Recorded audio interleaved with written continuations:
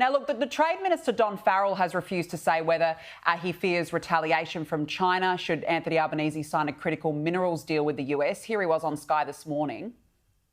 Australia doesn't just want to have one customer for its critical minerals. We've seen in the past what happens when you put all of your eggs in the one basket. So, and this is not about upsetting China either.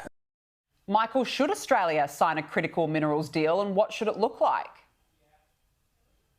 Well, we've got so many critical minerals. We've got chromium, cobalt, lithium, scandium, titanium, manganese. I mean, we've got so many critical minerals that are vital in mobile phone manufacturing, in producing submarines, for another example. And if we've got a customer in the United States who wants to sign a deal because they're having a spat with China, well, so be it.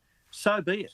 We need to be able to trade with whomever we can for the right price, because our mining is making this country what it is today. It's paying for a lot of public hospitals and a lot of public schools. The trouble is, at the moment, we've had our mining industry, agriculture demonised by Labor politicians. I mean, we couldn't even get Jim Chalmers to mention coal and iron ore in his first budget speech. What he said, though, he described them as the things we sell overseas. So they are the things which keep our export balances high.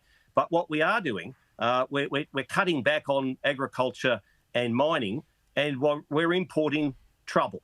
That's what Australia is doing at the moment. We're importing trouble, and we're trying to then curtail those exports which have made this country what it is today. Sorry, Michael, when you say we're importing trouble, what do you mean?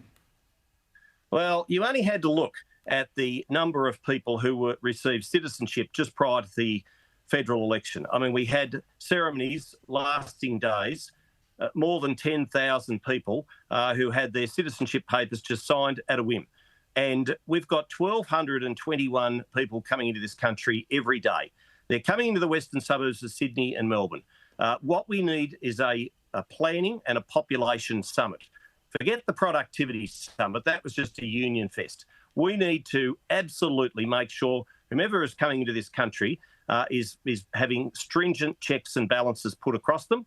Those ISIS brides who are returning, I totally agree with the shadow Attorney General, Julian Leeser, when he says that people should have the right to know where they're coming back. And I tell you what, if they have been mixing with terrorists, as we suspect they probably have been, they are terrorists themselves, and they should be subject to the full force of the Australian law if and when they return. I think everybody would agree with you, aside from Paul Scar, who would say that was inflaming emotions. I think you're spot on the money, though.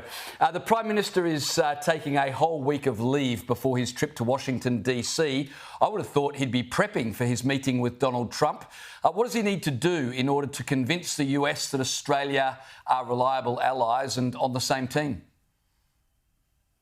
Well, he should apologise for Kevin Rudd for a start, because the US ambassador had put up some terrible tweets and didn't take them down until the election was well and truly finalised in the United States. And I don't think that anything that our ambassador has done overseas has endeared Australia to Donald Trump, to the White House aides. Look, he probably needs a bit of a week to prep. I'm pleased in one sense because Richard Marles is coming to Wagga Wagga to inspect the Air Force Base here and the Army Recruit Training Centre. So he'll come here as acting Prime Minister, and that gives that visit a bit more hoopla than what it otherwise would have. So, look, I'm not against him having the week off to prepare for that important October 20 meeting at the White House. It's a meeting which should have been held months and months and months ago. But he needs to absolutely get his lines right, that the United States has no dearer friend and no nearer friend than Australia. We are very much, and should be, in lockstep with America. Very much he should praise Donald Trump for the peace deal he's been able to arrange in the Middle East. And these are important discussions for and on behalf of all Australians. We need our Prime Minister to be at his best when he's having them. Absolutely. Well, look, let's see how it goes. I think we should all get the popcorn ready. It's going to be great. Michael McCormack, nice to see you. Thanks very much for joining us on the show this evening. Thanks. Appreciate it. Thanks.